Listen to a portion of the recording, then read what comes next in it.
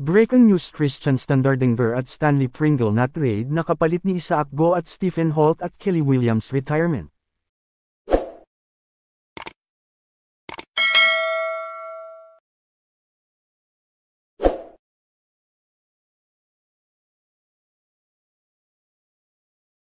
Kamakailan nga ay nag-post si Sir Snow Bado tungkol sa Hinebra veteran at ngayu'y 35 years old na si Christian Standardinger na parang nagpapolem na siya sa kanyang team na Barangay Hinebra. Marami ang nagulat sa balitang ito at hindi makapaniwala lalo na ang mga Hinebra fans dahil si Standardinger pa naman ang kanilang sinasandalan pagdating sa puntusan sa loob ng painted area at siya rin ang nagsisilbing pundasyon at lakas ng Hinebra pagdating sa ilalim. Siya ang madalas bumuhat sa Hinebra pagdating sa opensa.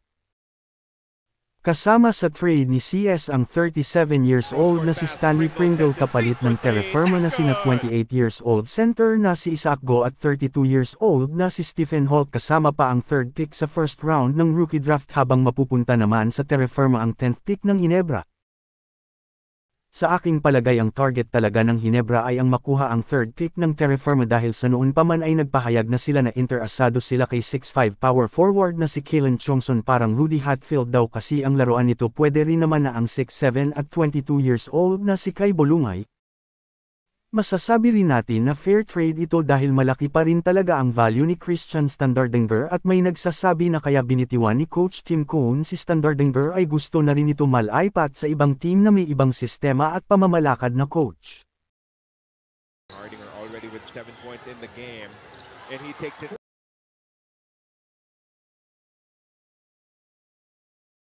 Sa kabilang banda naman Kelly Williams ng TNT magre-retire na nga ba?